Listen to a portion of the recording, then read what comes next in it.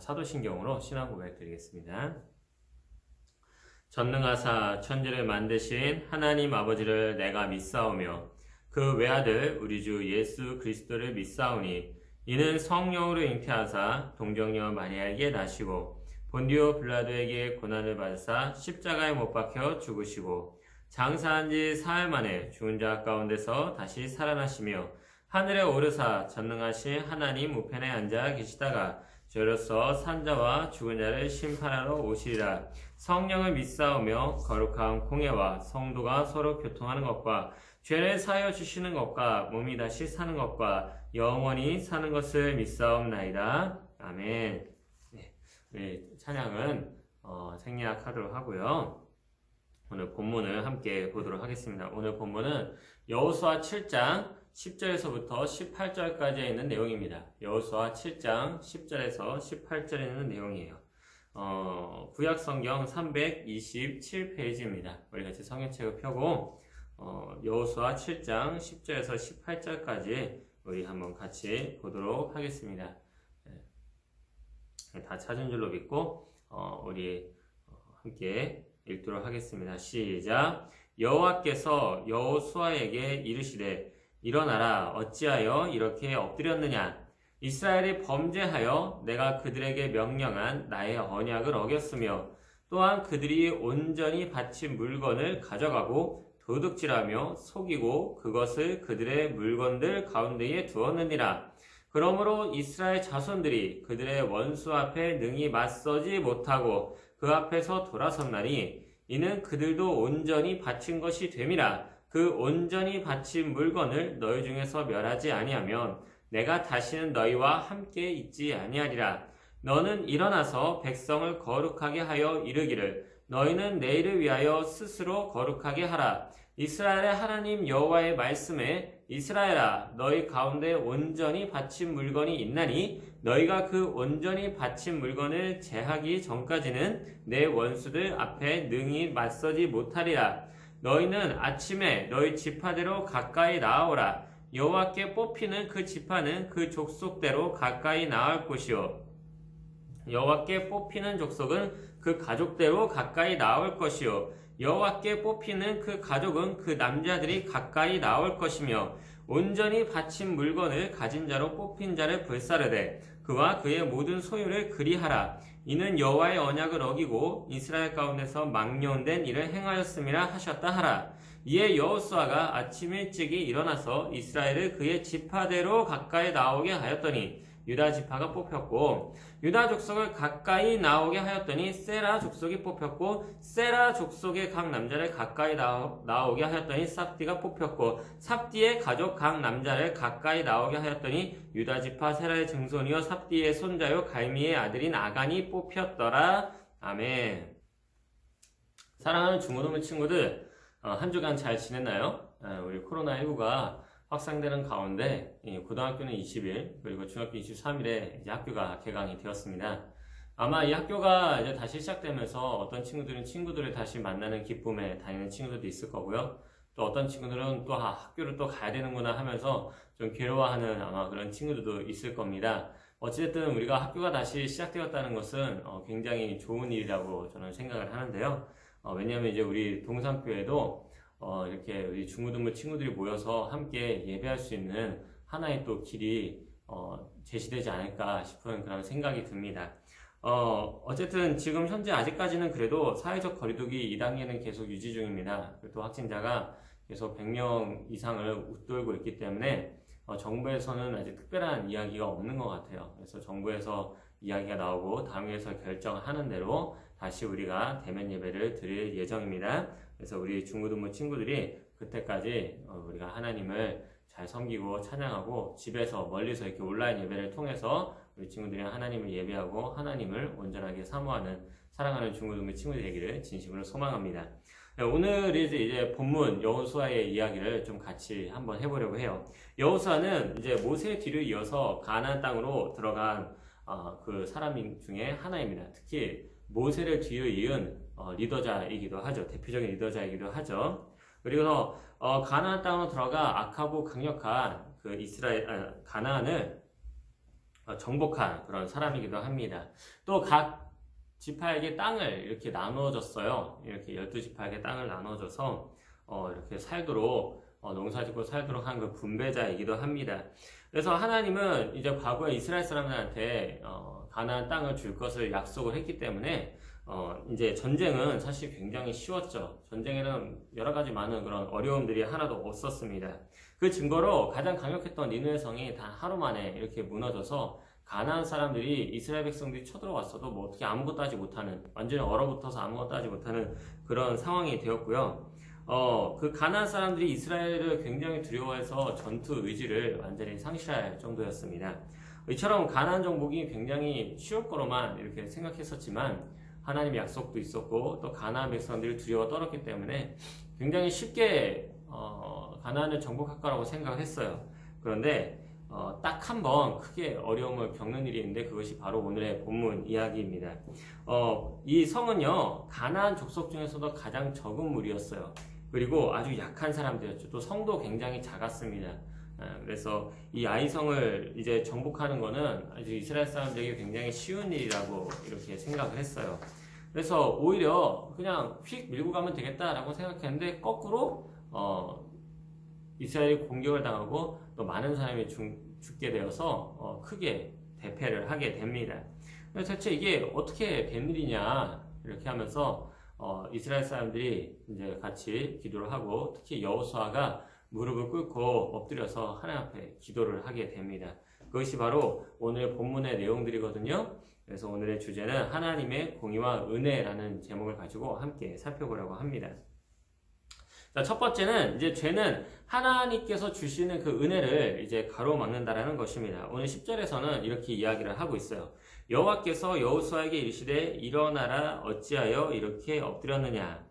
이스라엘이 아이성 전투에서 이제 패배한 후에 여호수아는 하나님 앞에 통곡하면서 울고 기도하고 있었습니다. 왜냐하면은 가나안 땅에서 굉장히 약소 민족이었던 그 아이성 사람들과의 전쟁에서 졌다는 소문이 이스라엘을 비롯하여 이제 모든 가나안 족속에게 다 퍼지게 되면은 수많은 가나안 사람들이 이스라엘을 완전히 공격하고 멸망시킬 수 있기 때문에 그렇습니다. 또 두 번째 문제는 뭐냐면 하나님께서 분명히 가나안 땅을 이스라엘 사람들에게 주기로 약속을 하셨잖아요. 그런데 이스라엘 백성들이 가나안 땅을 정복하지 못하면 어떻게 될까요? 당연히 여호와 하나님의 이름이 더럽혀지겠죠. 하나님이 약속을 안 지킨 거니까. 그래서 하나님이 거짓말쟁이다 라고 이렇게 이야기할 수도 있어요. 그래서 이러한 일들이 굉장히 두려워서 여호수아는 여호와 하나님께 엎드려 이제 간구를 굉장히 많이 하고 있었습니다. 그때 하나님께서 이제 여호수아에게 나타나서 아이성 전투에서 진 이유를 이렇게 알려주시죠. 그게 어디냐? 11절, 12절 이렇게 이야기를 합니다. 한번 볼까요? 이스라엘이 범죄하여 내가 그들에게 명령한 나의 언약을 어겼으며 또한 그들이 온전히 바친 물건을 가져가고 도둑질하며 속이고 그것을 그들의 물건들 가운데에 두었느니라. 그러므로 이스라엘 자손들이 그들의 원수 앞에 능히 맞서지 못하고 그 앞에서 돌아섰나니 이는 그들이 온전히 바친 것이 됨이라. 그 온전히 바친 물건을 너희 중에서 멸하지 아니하면 내가 다시는 너희와 함께 있지 아니하리라. 쉽게 말해서 이런 겁니다. 하나님께서 이스라엘이 전쟁에서 그 진 이유에 대해서 이렇게 설명하시는 거예요. 니느웨 성에 있던 물건들을 하나님 앞에 온전하게 바쳐서 없애야 되는데 이스라엘 백성 중에 한 명이 또 어떤 사람이 하나님 앞에 바쳐야 될 그 물건에 손을 대고 그 물건이 좋아 보여서 훔쳐서 자기 것으로 만들었다라는 거예요. 그래서 하나님께서 진노하셔서 화가 나셔서 전쟁을 도와주지 아니하심으로 가장 약한 아이성 하나조차도 정복하지 못했다라고 알려주시는 겁니다. 우리가 알 수 있는 사실은 이제 무엇일까요? 바로 죄는 하나님의 능력을 가로막는다라는 것입니다. 뭐가 하나님 능력을 가로막는다고요? 죄가. 죄는 하나님께서 우리에게 주시는 그 능력을 많은 부분에서 가로막아요. 잘 생각해 보세요. 이스라엘이 이 가나안 땅과의 전쟁을 통해서 이길 수 있었던 이유는 뭘까요? 정말 전쟁을 잘해서 그럴까요? 이스라엘 민족을 한번 우리가 생각을 해봅시다. 이스라엘 민족은요 40년 동안 광야에서 대를 이어서 생활을 해왔던 민족입니다. 그래서 거기서 광야에서 살아남는 법은 잘 알고 있었어도요 광야에서 전쟁을 치렀던 민족은 아니에요. 그런데 그래서 광야 생존법은 굉장히 잘 알고 있겠지만 전쟁 방법론은 하나도 모르는 사람들이 바로 이스라엘 백성들입니다. 물론 전쟁을 안 한 건 아니에요. 처음에 딱 한 번 전쟁하는 장면이 나왔거든요. 근데 전쟁하는 방법을 잘 모르니까 모세가 손을 들면 이기고 모세가 손을 내리면은 졌다고요. 그만큼 이스라엘 백성들은 하나님의 능력과 보호하심 없으면은 전쟁에서 이길 수 있는 방법이 아무것도 없는 실질적으로는 굉장히 약한 사람들입니다. 근데 반면에 가나안 땅은 어떨까요? 가나안 땅은요, 자원도 굉장히 풍부하고요, 땅도 넓고요. 그리고 또 농사도 굉장히 잘 되는 곳이에요. 그래서 주변에 수많은 나라들이 이 가나안 땅을 쳐들어와서 이 가나안 땅에 있는 좋은 것들을 다 뺏어가려고 많은 노력을 기울였습니다. 그러다 보니까 상대적으로 뭐가 많았을까요? 당연히 전쟁이 많았겠죠. 그래서 전쟁 반복론, 광야 생존법은 잘 몰라도 전쟁 반복론은 아마 이 니느웨 사람들, 특히 가나안 사람들이 많이 알았을 겁니다. 그래서 이 가나안 사람들이 니느웨 성을 쌓을 때도 굉장히 거대한 성벽을 쌓아서 지킬 수 있었던 거고요. 또 거인 족속도 살았고 무기도 당연히 월등하게 좋았겠죠. 그래서 전쟁의 뭔지도 모르는 이스라엘이 이 전쟁에서 승리를 하기 위해서는요, 하나님이 하시는 방법은 기적을 일으키는 거였습니다. 그래서 마치 모세가 홍해를 가르듯이 요단강도 이렇게 중간에 이렇게 확 갈라서 들어오게 만드시고요. 그 거대한 니느웨 성도 이제 단 하루 만에 완전하게 무너뜨려서 아주 쉽게 정복하게 만들었죠. 이제 그런 여러 가지 말도 안 되는 기적적인 이야기들이 가나안 사람들한테 퍼지니까 가나안 사람들이 이 이스라엘을 건들지를 못하는 거예요. 너무 무서우니까. 무슨 요단강을 건너는데 배로 이렇게 움직여도 힘든데, 그 당시에는 배 기술이 대단하지 않았거든요. 그래서 배로 움직여도 쉽지 않은데 그거를 갖다가 그냥 갈라서 그냥 휙 들어오는 것도 굉장히 무서운 일이고, 하루 만에 니느웨 성이 와르르 무너져가지고 그냥 사람들이 다 죽어버리는 그 사건들도 굉장히 무서운 거예요. 그래서 가나안 사람들이 이스라엘 백성들이 들어와도 아무것도 못하는 겁니다. 또 어떤 말도 안 되는 일들이 터져가지고 다 죽을까 그러면서 두려워 떠는 거예요. 근데 그래서 원래대로라면은 가장 약한 가나안 족속과 싸워도 이스라엘 백성들은 지게 돼 있습니다. 그러니까 그만큼 이스라엘 백성들은 너무나 약하고 너무나 힘이 없는 그런 아주 약소 민족이라고 할 수가 있죠. 우리도 마찬가지입니다. 가만히 한번 생각해 보세요. 우리 그리스도인들이 세상 사람들과 이렇게 비교를 했을 때 뭔가 굉장히 잘나고 대단했기 때문에 하나님께서 구원을 주시고 하나님의 사람이 되었을까요? 그런 거는 절대 아닙니다. 왜냐하면 우리는 다른 사람과 동일하고 오히려 어떻게 보면 다른 사람보다 더 악한 죄인입니다. 또 어떻게 보면은 우리 중고등부 친구에서 뭐 좋은 친구도 있겠지만 수저가 안 좋은 친구들도 있잖아요. 저 같은 경우도 이렇게 수저가 좋지는 않습니다만은 우리 중고등부 친구들 중에서도 뭐 수저가 좋은 친구가 있지만 수저가 안 좋은 친구도 있을 거 아니에요. 그렇죠? 이런 어떤 비교를 하면 안 되지만 이런 비교를 해봤을 때도 우리가 뭐 가지고 있는 게 이렇게 막 대단하게 있는 거는 아닌 것 같아요. 그냥 하나님께서 정말로 그날 주시는 은혜가 있기 때문에 우리가 지금 이 자리에 서 있다라는 것을 우리가 알 수 있죠. 그래서 그저 하나님께서 우리를 은혜로 구원해 주셨고, 그리고 그 구원을 그리고 능력을 주셔서 기적적으로 세상을 이기고 살아가는 사람들이 바로 우리 그리스도인이라고 할 수가 있습니다. 이러한 하나님의 능력이 있기 때문에 더럽고 악한 세상에서 정말 깨끗하게 선하게 살 수가 있는 거고요. 또 이 어두운 세상에서 빛이 돼서 사람들을 인도할 수 있게 되는 겁니다. 만약에 하나님의 능력이 고통 중에서 생명을 주시기 때문에 우리가 살아가는 것일 뿐이죠. 하나님의 능력이 없다면 우리는 고통 중에 절망에 빠져서 죽을 수밖에 없고 정말 힘들고 어려운 상황 중에서 하나님을 찾지 못한 채 방황하는 인생을 살고 있을지도 몰라요.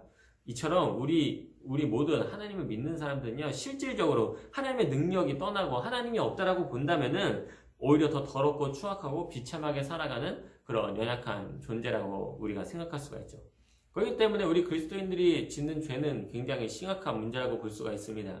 왜냐하면 죄를 짓는 순간 우리의 연약함이 그대로 드러날 수밖에 없어요. 왜? 하나님은 거룩하고 선하시기 때문에. 하나님이 거룩하고 선하신 분이 죄와 같이 있을 수 있을까요? 그렇기 때문에 죄가 있는 사람에게 하나님의 능력이 나타날 리가 없겠죠. 물론 이렇게 이야기할 수도 있습니다. 아니, 이단들도 엄청난 능력이 나타나고, 어떤 사람들은 되게 이상한 사람이 하나님 능력이 나타나던데요? 이렇게 얘기할 수 있어요. 그거는 하나님께서 그 사람이 주신 은사 때문에 그렇습니다. 은사와 능력은 조금 개념이 달라요. 요단강을 건너고 니느웨 성을 무너뜨린 거는 이스라엘 백성들이 어떤 은사를 가지고 있어서 무너뜨린 게 아니라 하나님이 기적과 능력을 주셔서 그게 그렇게 정복을 할 수가 있는 거거든요.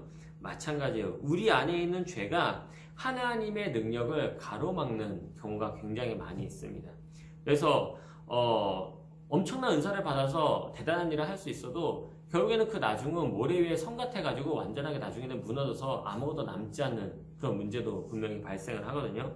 아니면은 그 많은 일들을 열심히 했어도 하나님께서 인정하지 아니하시고 상급을 베푸지 않을 수도 있어요. 정말로 우리가 죄로 인해서 하나님의 능력을 가로막고 내 마음대로 내 의지대로 살아가게 된다면은 하나님께서 우리에게 주시는 능력과 은혜는 거기서 우리가 경험하지도 못할 뿐더러 하나님께서 우리에게 하시고자 하는 그 모든 일들이 미뤄지거나 잘 안 되거나 하나님이 원치 않는 방향으로 우리가 나아갈 수도 있어요. 이게 바로 죄가 가지고 있는 문제입니다. 그래서 죄는 하나님의 능력이 선하게 발휘되지 못하게 만드는 문제가 있어요. 하나님의 뜻이 거기에 없기 때문에 그렇습니다.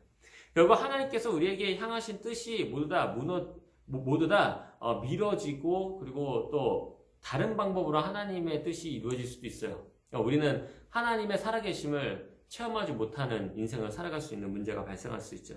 그렇기 때문에 우리는 항상 뭘 해야 되냐? 회개를 할 필요가 있습니다. 하나님 앞에서 우리가 정말로 날마다 회개를 해야 돼요. 이 회개라고 하는 것은 그냥 단순히 하나님의 능력이 온전하게 나타나기 위해서 회개하는 것만은 아닙니다. 이 회개가 가지고 있는 것은 무엇이냐? 우리가 하나님과 더욱 친밀한 관계를 유지하기 위해서 그렇습니다. 그래서 거기에서 회개를 통해서 하나님 능력이 발견되고요. 하나님의 능력이 온전하게 나타나길 우리 중고등부 친구들이 반드시 사모해야 됩니다.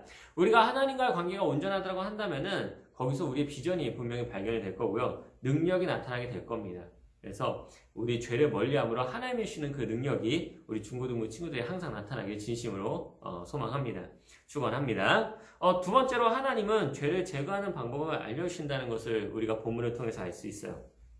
본문 13절을 한번 볼까요? 너는 일어나서 백성을 거룩하게 하여 이르기를 너희는 내일을 위하여 스스로 거룩하게 하라.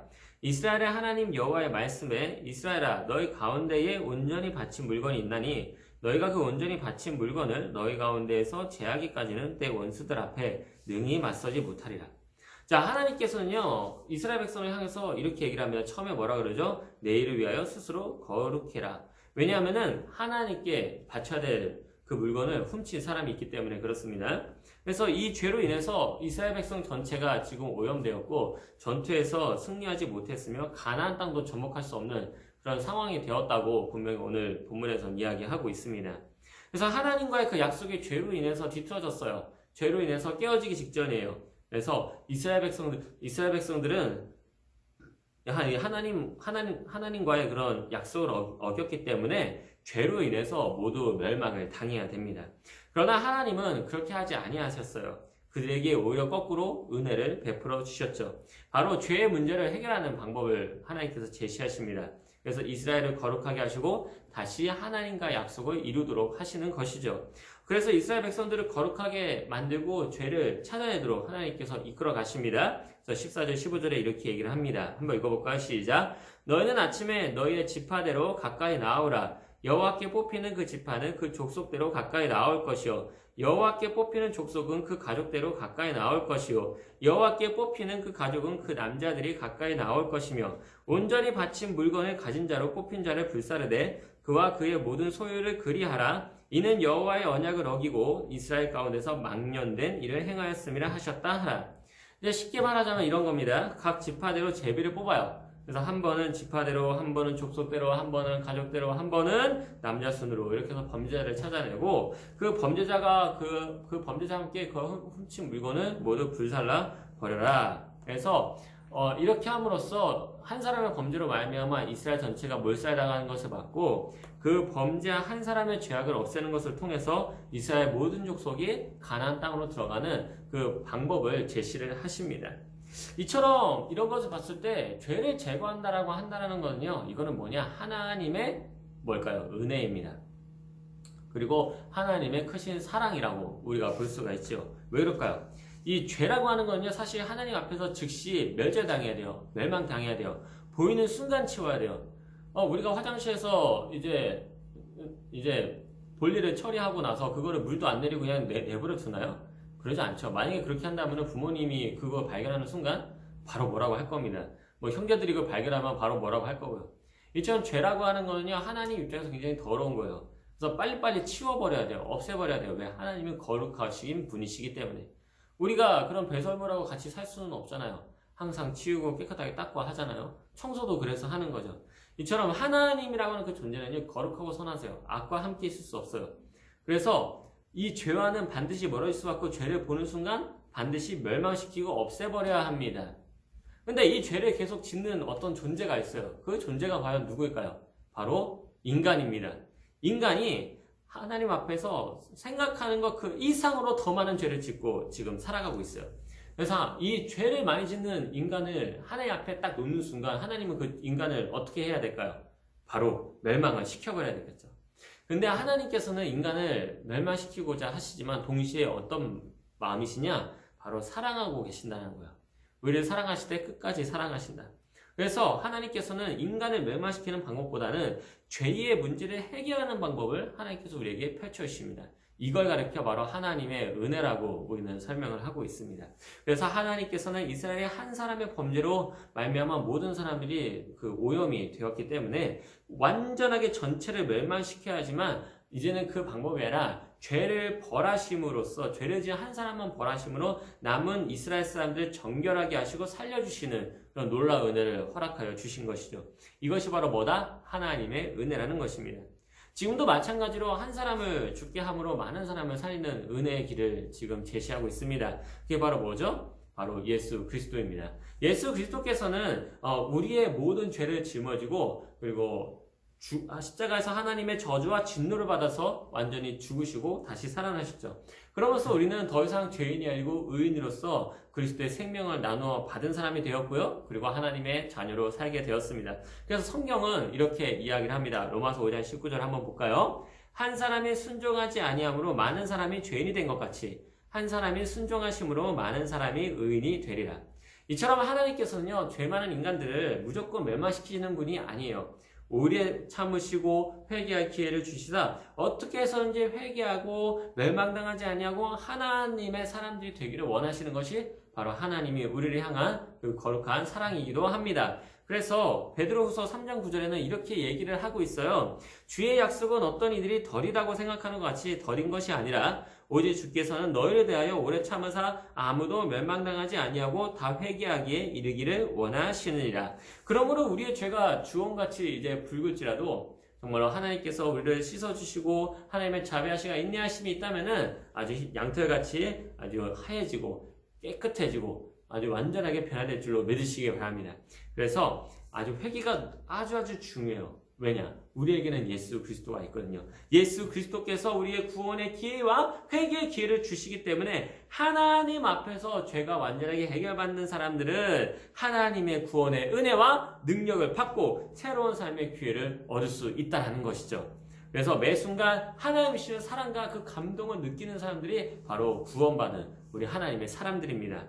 그래서 성경에 쓰인 그 수많은 사랑 고백이 이제 하나님께서 우리에게 주시는 고백이라는 것을 우리 중고등부 친구들이 분명히 느끼게 될 거예요. 그래서 날마다 예수 그리스도 앞에서 회개하고 그리고 하나님이 주시는 그 은혜 가운데 내 안에 있는 죄악들이 해결되기를 진심으로 소망합니다. 세 번째로 죄는 하나님 앞에서 완전히 드러난다는 것을 우리가 알 수가 있습니다. 본문 16절 18절까지는 이렇게 이야기를 합니다. 이에 여호수아가 아침 일찍이 일어나서 이스라엘을 그의 지파대로 가까이 나오게 하였더니 유다 지파가 뽑혔고 유다 족속을 가까이 나오게 하였더니 세라 족속이 뽑혔고 세라 족속의 각 남자들을 가까이 나오게 하였더니 삽디가 뽑혔고 삽디의 가족 각 남자를 가까이 나오게 하였더니 유다 지파 세라의 증손이여 삽디의 손자여 갈미의 아들이 아간이 뽑혔더라. 본문이 굉장히 길지만 요약하면 되게 생각보다 간단합니다. 뭐냐? 4번의 제비 뽑기를 통해서 이제 세라 족속 삽디 집안의 손자인 아간이 니느웨 성의 물건을 훔친 것이 발각됐다 그 얘기예요. 이게 간단하죠. 예, 그래서 이거를 하기 위해서 4번의 제비 뽑기를 했다 이 얘기입니다. 자, 근데 여기가 우리가 지나치기 어려운 그 사건의 하나가 딱 있습니다. 그게 바로 뭘까요? 바로 4번의 제비 뽑기예요. 좀 신기하죠. 저는 이건 되게 신기했어요. 왜? 4번의 제비 뽑기를 통해서 범인을 찾아냈다라고 하는 것 자체가 저는 굉장히 신기했습니다. 어떻게 제비뽑기로 죄 지은 사람을 찾아내냐는 것이죠. 우리가 보통 이제 범죄자를 찾아낸다라고 한다면은 이제 프로파일링을 우리가 생각을 할 수가 있겠죠. 사건 장소도 가보고, 뭐 지문도 찾고, 용의자도 찾고, 증인도 찾고, 뭐 신문도 하고, 뭐 이렇게 증거물도 찾고, 뭐 이러잖아요. 우리가 학교 안에서 누가 물건이 없어졌어요. 그러면은 선생님이 이렇게 앞에 서가지고 다 눈 감아 이런 다음에 솔직히 말해. 돈을 치는 사람 손 들어봐. 내가 안 혼낼게. 이러면서 이렇게 하는 거를 우리 친구들 혹시 경험한 적이 있는지를 모르겠어요. 근데 이렇게 하는 것처럼 뭔가 범인을 이렇게 발견할 때는 뭔가 어떤 여러 가지 많은 방법을 통해서 찾아야 되는데 오히려 여기서는 제비뽑기라고 하는 그런 방법을 통해서 범인을 찾아냅니다. 그래서 이런 생각이 들죠. 괜히 엉뚱한 사람이 제비 뽑혀가지고 그 사람이 범죄자가 돼서 억울한 사람이 죽는 게 아닐까. 이 사건이 결과가 어떻게 되는지 궁금하잖아요. 그쵸? 이거를 보려면 21절을 보면 우리가 알 수 있습니다. 본문 여호수아 7장 21절 우리 한번 볼까요? 시작. 내가 노력한 물건 중에 시날산의 아름다운 외투 한 벌과 은 200세겔과 그 무게가 50세겔 되는 금덩이 하나를 보고 탐내어 가졌나이다. 보소서 이제 그 물건들을 내 장막 가운데 땅속에 감췄는데 은 그 밑에 있나이다 하더라. 아멘. 자, 이게 누가 고백한 거냐면요. 바로 아간이라는 사람이 고백을 한 겁니다. 제비뽑기에서 자신이 뽑혔어요. 뽑히는 순간 느낌이 왔겠죠. 이거 하나님이 날 찾아냈구나. 그러면서 이제 자기가 이 물건을 훔쳐서 이렇게 되었다라고 이렇게 고백을 하는 그 장면이에요. 이거는 굉장히 놀랄만한 일이에요. 왜냐하면 지금도 이런 방법으로 범인을 찾을 수 있으면 얼마나 좋겠어요. 근데 지금은 이런 방법으로 범인을 찾을 수가 없습니다. 진짜 억울한 사람이 될 수도 있어요. 그렇다면은 왜 하나님께서 이런 제비뽑기 사건을 통해서 이스라엘 백성에게 죄인을 드러내고 밝히시고 하신 이유는 과연 무엇일까요? 그거는 이스라엘 하나님의 자기 자신이 어떤 분인지를 이스라엘 백성들에게 보여준 거예요. 바로 이스라엘 사람들 일거수일투족을 내가 지금 다 보고 있다. 하나님은 지금 이스라엘 백성 한 사람 한 사람을 모두 보고 있다는 것을 지금 오늘 본문을 통해서 알려주고 있다는 것입니다. 이렇게 말하면 마치 우리는 이런 느낌이 들어요. 하나님이 온 사방팔방에 흩어져 있는 CCTV처럼 우리의 일거수일투족 모든 거를 행동 하나하나를 다 감시하는 건가? 이런 생각이 들기도 합니다. 그래서 우리가 막 괜히 하나님이 괜히 좀 두렵죠. 그쵸? 괜히 화장실에 앉아있으면 괜히 부끄러운 장면을 다 볼 것 같고 괜히 막 그런 생각이 듭니다. 네. 근데 이게 이런 의미로 우리가 생각을 하면 안 돼요. 왜냐하면 하나님은요 어디든지 계시기 때문에 무소부재하다. 그러니까 어디든지 다 계세요. 모든 공간에 하나님이 존재하시고 그 모든 것들을 다 행동 하나하나를 다 아시는 것 뿐입니다. 우리가 이제 막 하나님의 거니까 하나님만 감시하고 내 마음대로 할 거 하면서 하나님이 자유를 박탈하고 가둬서 너 이렇게 살아야 돼 라면서 막 끌고 가고 막 이러려고 하나님이 우리 모든 행동을 감시하는 개념이 아니에요. 이 사건을 통해서 하나님이 우리에게 알려주시고자 하는 의도는 바로 이런 겁니다. 이스라엘이 어떤 상황에 처해 있어도 이스라엘 정말로 선에서 하나님 앞에 하나님 온전하게 섬기고 하나님 온전히 사랑하고 정말로 이스라엘의 온전한 선민이 되어가는 것들도 그런 상황이 와도 또 반대로 너무 악행을 저지르고 나쁜 행동해서 하나님 보시기에 정말 안타깝고 정말로 이것 좀 멸망시켜야 되나 하는 그런 지경까지 이르러도요. 하나님께서는 이스라엘 백성들을 하나하나 지키시고 보호하시고 인도하시겠다라는 그런 의지를 오늘 통해서 보여주고 있는 겁니다. 그래서 죄를 짓고 악하여질 때도 하나님께서 이스라엘 떠나 멸망시키는 것이 아니라 그들의 안타까운 눈으로 바라보시고 경고하시고 지키시고 보호하겠다는 것을 보여주는 거예요. 만약에 그게 아니라고 한다면은 하나님께서 그 딱 보는 순간 아간이 죄를 지었네? 이것 때문에 이스라엘이 다 오염되었네? 그냥 멸망시키고 다른 민족 세워야지. 할 수 있어요. 못할 게 뭐가 있어요? 왜? 하나님은 창조자잖아요. 창조자는요 피조물을 마음대로 할 수 있는 권한이 있어요. 이거하고 똑같아요. 게임을 할 때 메이플 스토리 게임을 해요.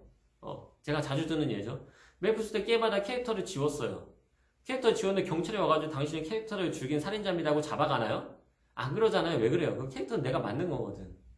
내가 만든 거는 내 마음대로 할 수가 있어요. 똑같은 거예요. 네. 하나님께서는 창조자고요. 인간은 피조물이에요. 하나님은 피조물을 마음대로 할 수 있는 권한이 있습니다. 이렇게 사용하는 저렇게 사용하는 건 하나님의 뜻이에요.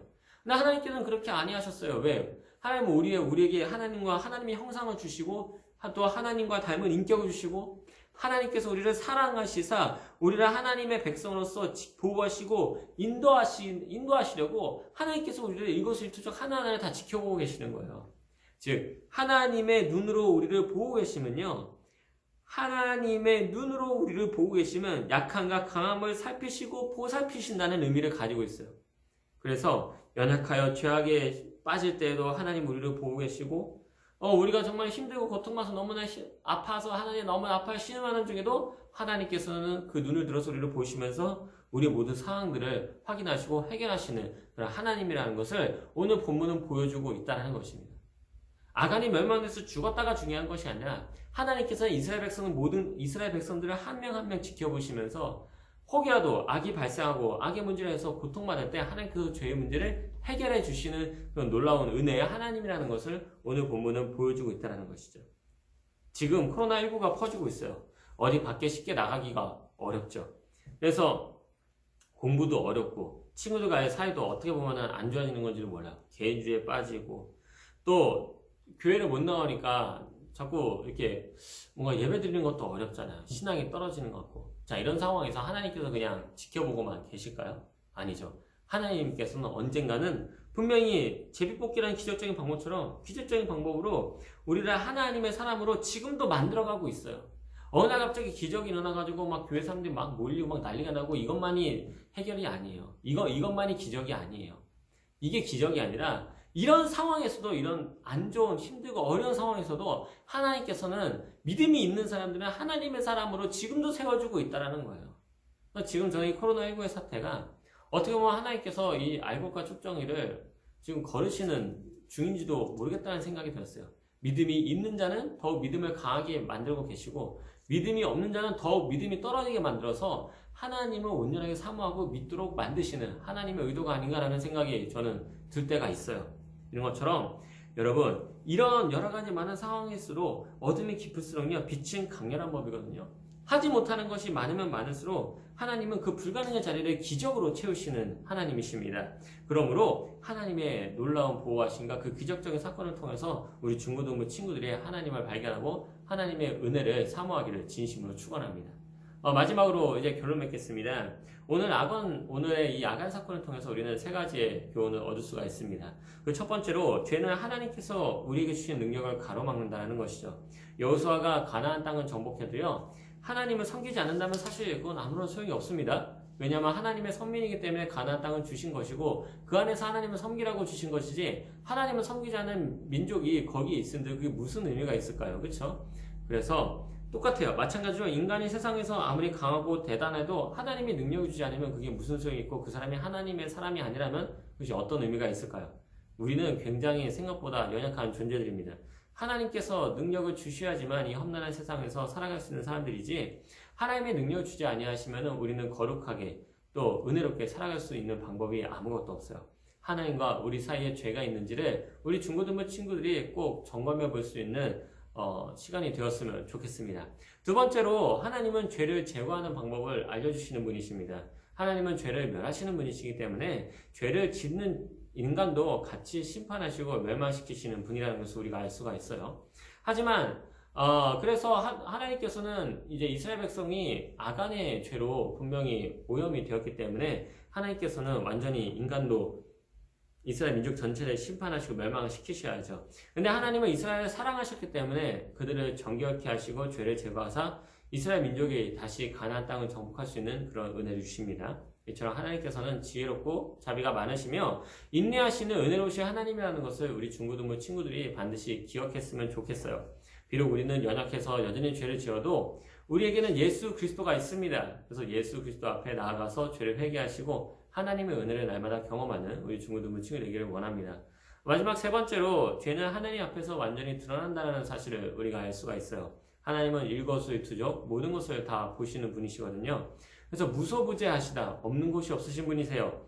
그래서 우리의 모든 행위는 다 하나님이 알고 있습니다. 이는 하나님이 우리를 감시하시고 마음대로 조정하겠다라는 그런 의미가 아니고요. 하나님께서 우리를 보호하시고 지키시며 우리의 약점과 강점을 모두 알고 계셔서 이 어려운 세상 속에서 빛과 소금의 역할을 감당하도록 인도하시는 분이라는 것을 오늘 본문을 통해서 우리가 알려주고 있다는 것이죠. 그래서 오늘 여호수아와 이 아간 사건을 통해서 하나님의 공의와 사랑 그리고 인도하심을 체험하고 그리스도 안에서 날마다 자랑하는 우리 사랑하는 중고등부 친구들이 되기를 진심으로 소망합니다. 우리 기도하겠습니다. 사랑과 은혜가 충만하신 하나님 아버지, 오늘 이 여호수아와 아간 사건을 통해서 하나님의 공의와 은혜를 우리가 발견합니다. 우리 중고등부 친구들이 정말로 이 죄악 중에서도 우리를 지키시고 인도하시며 특별히 그 죄악을 멸하실 때에 예수 그리스도의 그 놀라운 십자가의 사건을 통하여 우리를 용서하시고 우리를 인도하시는 분이라는 것을 다시 한번 기억하게 하여 주시옵소서. 그래서 우리 중고등부 친구들 중에서 정말로 죄로 인해서 고통받고 악으로 인해서 힘겨워하는 친구들이 있다면은 늘 날마다 이런 모든 문제를 놓고 하나님 앞에 나와 기도하면서 하나님 이 상황과 환경을 해결하여 주시옵소서. 예수 그리스도의 십자가의 놀라운 능력이 우리 안에 늘 날마다 거하여 우리의 삶 속에서 우리의 생활 속에서 십자가의 능력과 은혜가 나타나도록 역사하여 달라고 기도할 수 있는 우리 사랑하는 중고등부 친구들 수 있도록 역사하여 주시옵소서. 그래야 정말로 사랑과 은혜가 하나님의 은혜가 나타나고 하나님의 사랑이 나타나고 우리 친구들이 그 무한하신 하나님을 경험할 수 있도록 주여 능력과 은혜를 더하여 주시옵소서. 정말로 체험할 수 있는 시간을 허락하여 주시옵소서. 이 코로나19로 불 꺼진 교회, 어두운 교회를 바라보면서 우리 중고등부 친구들이 이것이 바로 하나님께서 우리에게 주시는 은혜구나, 뜻이구나 하는 사실을 우리가 바라보면서 우리 중고등부 친구들이 정말로 하나님 안에서 더욱더 자라가며 그리스도 안에서 더욱더 행복하게 살아갈 수 있도록 주여 인도하여 주시옵소서. 모든 것 주께 의탁하오며 예수님의 이름으로 기도드렸사옵나이다. 아멘. 우리 주기도문으로 예배 마치겠습니다. 하늘에 계신 우리 아버지여 이름이 거룩히 여김을 받으시오며 나라의 마으시며 뜻이 하늘에서 이루어진 것 같이 땅에서도 이루어지이다. 오늘날 우리에게 일용할 양식을 주옵시고 우리가 우리에게 죄 지은 자를 사하여 준 것 같이 우리의 죄를 사하여 주옵시고 우리를 시험에 들게 하지 마옵시며 다만 악에서 구하옵소서. 대개 나라와 권세와 영광이 아버지께 영원히 있사옵나이다. 아멘. 네, 우리 사랑하는 중고등부 친구들 또 다음에 하나님의 은혜 가운데 서로 만나길 원합니다. 안녕.